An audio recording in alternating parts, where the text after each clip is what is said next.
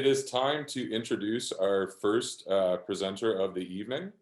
And we're going to kick things off with a longtime valued Baseball Canada partner, an industry expert whose knowledge and expertise on the equipment side is a huge asset to the Canadian baseball community. And I'm referring to Rawlings Canada. So a bit of a curveball to start our evening, as originally we had Jason Shipley, our friend from Rawlings Canada, scheduled to take this presentation. But of course, life sometimes gets in the way, as Jason's wife, Alana, went into labor today. So he will not be joining us tonight. Ship, we hope you're not watching right now, but if you are, we just wanted to congratulate you and your wife on your new family. And thankfully, we do have a pinch hitter joining us this evening, and that is Eric Robinson, Canadian Retail Sales Manager with Rawlings Canada, who's going to be speaking to us for the next 20 minutes or so. And we're going to be talking a little bit about, Eric's going to be talking a little bit about the future of baseball equipment, safety, and specifically when it comes to bat and helmet technology. He's been with Rawlings Canada for 4 years, servicing large key accounts and retailers that Rawlings Canada deals with, like Canadian Tire, Sport Chek, National Sports, Walmart, and some others. So I just would like to tell people that towards the end of Eric's presentation, if you have a question, you can feel free to use the Q&A feature located at the bottom of your screen, and we will do our best, like I said, towards the end of Eric's presentation to answer some of those questions. So Eric, the floor is yours. Thanks for joining us tonight. No problem. Thanks for having me. Glad to be kicking things off here. I'm going to be doing my best to fill Ship's shoes here. Some of you may know him, and he presents a lot of this information with a ton of passion. So hopefully I can fill in nicely. When we talk about trying to find what the future of baseball equipment looks like, we have a pretty good idea of what it's going to look like from Rawlings, but we'll just speak in general terms, kind of on behalf of all brands. What we like to do to simplify it is turn it into a couple different categories of athletes. One being passionate athletes. These are the kids and players who live and breathe the sport of baseball. And it starts with performance, and it kind of finishes with the quality and the features and benefits of what is going to go into that specific product. So this really means that this is the wannabe top level athlete, not even wannabe, but even if they're not the most skilled, they want to look the part. And that is where the inspiration for a lot of recreational players come from. So what we try to do is, on a recreational athlete side of things, we like to make price points approachable, make sure that the product is easily accessible.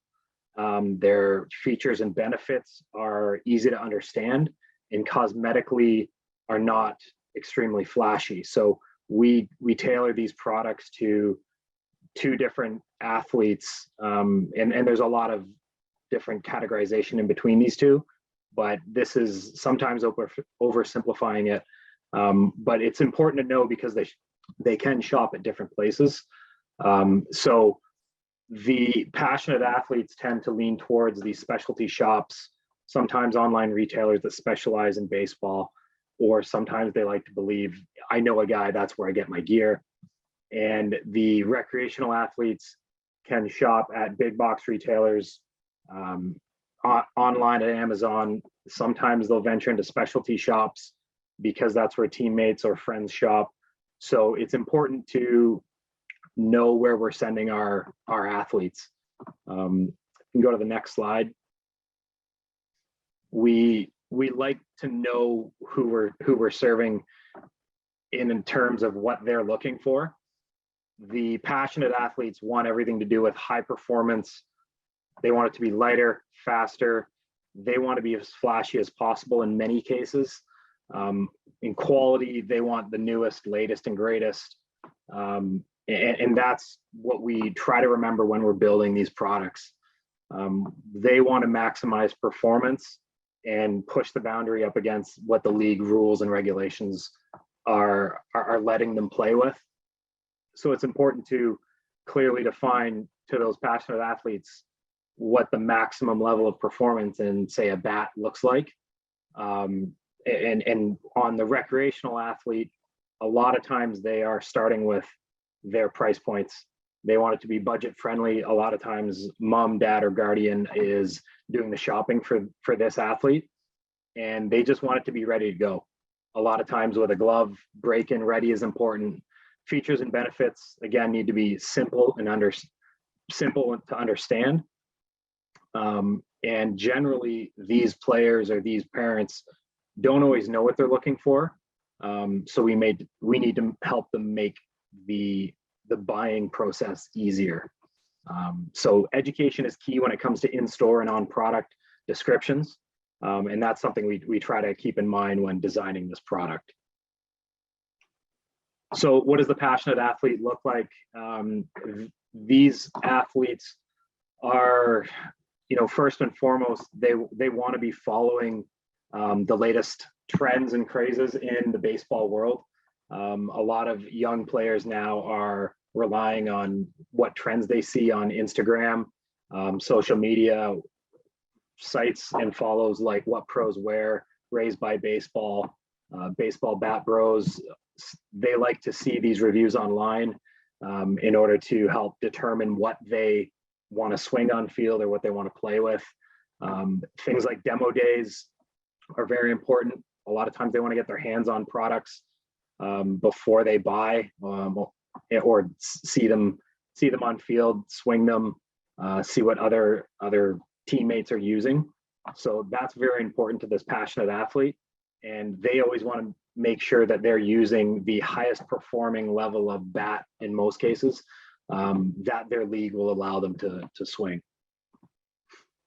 As for the recreational athletes, what they look for is they just want to know that when they show up to the field, they're using the bat that they're allowed to use. So when we get talking about certifications, BB Corps versus USA Baseball and USSSA, these are all notifications that are certifications that these athletes might not be familiar with. So within each organization, spelling that out to each team down to the players is very important. Next slide. I don't know if this video was going to work, so we'll just skip that. But with the recreational athletes, we want to be able to help steer them into the right product. You can see that we've used some ball selectors at age ranges, so 6U, 8U, 10U. We have these in some big box retail stores throughout North America and Canada, just to help guide parents, coaches, organizations into what product that these age groups need to be using. It's very easy as industry experts to know this, but once you get down to the consumer level, it's not always crystal clear. So we try to make the shopping experience very easy to understand, and the distribution channels need to be very approachable. In a lot of cases, we need to make sure that this product sometimes is at the same place that they're shopping for toilet paper or tires, and then they need to go pick up a baseball glove or a bat. And that's just an easier shopping experience in some cases. For the recreational athlete, it's a bit more of approachable shopping experience. And also the speed at which we deliver these products is also going to be taken into consideration as we move forward with Amazon and online baseball retailers in Canada. Next slide. When we get talking about bat technology, every brand, every level, we're trying to push the technology as far as we can go. In all reality, we are governed by these certifications. BB Corps, for example, would be in the, there's a lot of words here, but in the easiest way to explain it is it's designed for 16 plus, the age group, made from aluminum or carbon fiber. And the idea is that it performs similar to wood. And that's at the very basic, simple level. Obviously, there's a lot more that goes into it than that. But that is something that's key. If they are a 16 plus per player, that's where we're steering them. And every year there's new BB Core bats, but that's what they need to be looking for. USA Baseball, this standard was created from the 5 to 16 age group, made from aluminum or carbon fiber again, and performs similar to a wood bat for that age range. USSSA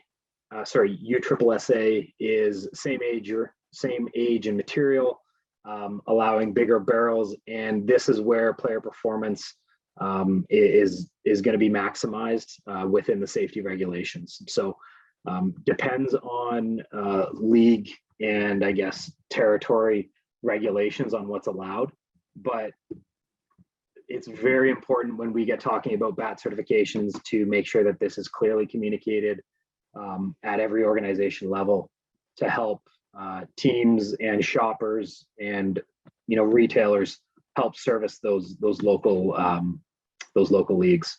What we don't like hearing is feedback as far as the parent or the consumer just didn't know what to buy. I'm sure that's frustrating on all levels, but we just want to make it an easy shopping experience, and really it starts with education.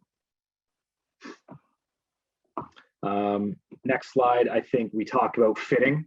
We always talk about technology versus performance and levels of whether it's bats, gloves, helmets, but the most important thing is protection and safety. And we kind of lean on, if the product doesn't fit right, it doesn't matter how high end it is, it's still not going to protect. So helmets, you can see in the diagram, should generally sit flat across the forehead, 2 fingers above the bridge. It seems obvious when you look at a diagram, but there's all sorts of shapes of heads and gear out there. So fit is ultimately the most important. We'd rather have it fit right than be the highest end. And it goes the same with catcher's gear, masks and chest protectors. Collarbones being exposed usually happens from gear being either too big or too small, but it needs to be a nice snug fit without anything being exposed. That's the most important. On bat, that's going to be a bit of a, I don't want to say personal preference, but these are guidelines as far as how to size a bat. These are all things and guides that we have the ability to provide to organizations and leagues if they need it. If they need further guidance on how to fit a glove, how to fit a bat, those are things that are very important to teach, whether it's at registrations or day one of on field, so that consumers or teammates can get into the proper fitting equipment. Because if a bat's too big or too small, it kind of can tarnish the level of fun from an early age. So ultimately, when we talk about the two consumers, we sort of use the high-end consumer, high-end athlete as inspiration for that recreational player. But ultimately, our goal is to turn that recreational athlete into a high-end athlete. And sometimes skill doesn't mean a thing. It's just what they want to aspire to be. So when we get talking about that recreational player, we just don't want to lose them after a year or two. I'm sure I can speak for all of us saying that once we get them in the game, we want to keep them in the game. So I feel like we're all have a vested interest in that. And all of us as partners want to just make sure that at all levels we keep it fun. It can start with equipment, making sure that it's all very approachable and easy to shop for, but it's been a tough couple of years from the product side of things with what's on shelf or what's not on shelf. But we've been communicating to all of our retailers and all of our partners that for the past 12 months, looking forward, those who have product are going to have the best chances of succeeding at the retail level. But how that filters down to the consumer, the end user, the athlete, those who are shopping early for spring of 22, those guys, those consumers will, if you shop early and are able to be flexible, you'll have the best chance of getting what you want. It's not always, this is not the year to be extremely picky. Supply chain issues are everywhere. We see it very, very much so on our end. So it's going to be a struggle to get exactly what we want on shelf, but if everyone can be flexible and shop early, that's going to be the key to getting the right product in hand for the 2022 season. So I think that's kind of it. What Shipley wanted us to cover. We might be a little bit early, but we can start questions, Adam, if you want. Yes, for sure. I had just one quick follow-up to something that you mentioned, Eric, on something that associations can take advantage of is your knowledge and expertise. Whether that be kind of early in the season, that type of thing. How can folks reach out, and where's some of the information that's available online where associations can benefit from? Online right now, I know depending on what retailer we're talking about, sometimes they have buying guides and shopping guides, but if you're talking about product specific fit guides, that's something we can provide, like how to fit a bat. Is that what you're talking about, Adam? Or yeah, I think so, or helmets, or some of the other products that you offer. Just kind of giving that knowledge piece to associations, or even to families that may be new to the sport. Yeah, we have all that. That's kind of put together. Some of it goes fairly in depth as far as how, pocket design by position. We don't need to go that in depth unless you guys want it, but we have all that easily accessible. We could package it together, and we could get it over to you guys, or we could start distributing it, digitally for sure. That's easy and quick to get to everybody. But we can make sure we get that in your hands. Online right now, I know certain retailers have fitting guides. I think Sport Check would be one. Usually some of the good, I'll say, Source for Sports websites sometimes have that. As far as fitting, we've found that some of the online retailers in the US have really good resources, even though it's not Canada specific. How to fit a bat, how to fit a helmet still applies. But we can get you what we already have put together on that. We can get that sent over for sure. And I just will mention to the audience as well is that something that we did on our Baseball Canada YouTube channel earlier this year with Jason Shipley was a couple of information piece videos on proper helmet fit and on fitting a bat. So those resources are available as well. We do have some questions that have rolled in here, Eric, and the first one I think is a little more technical and kind of, I think you alluded it to when you were talking about bats and personal preference, but this is from Jonathan, who says, do you recommend a fatter barrel bat or a normal diameter bat? And maybe if you don't recommend, maybe you can just talk about kind of the differences or different aspects of both of them. Yeah, I would say a fatter barrel isn't necessarily always better.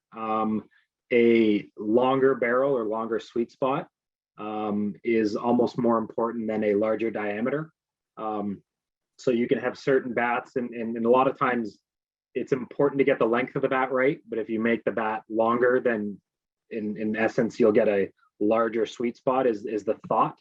But the shape of the bat, if there's more material making a larger barrel, usually that's I want to say it's a heavier swinging bat in some cases, but I would say the larger the barrel is going to be usually more forgiving. So off hits towards the end, towards the handle, that's going to allow a bit more forgiveness. When you get into a more end-loaded concentrated bat, if we're talking something about a U-trip bat, then that would be more of a, a power hitter might want something that is a little bit more end loaded.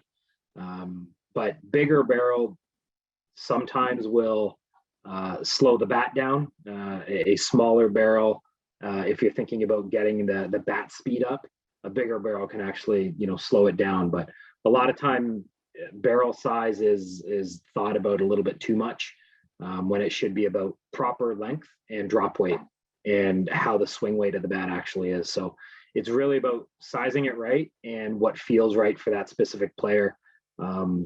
Biggest bat, it definitely doesn't always, offer the best results. It's about what fits that player.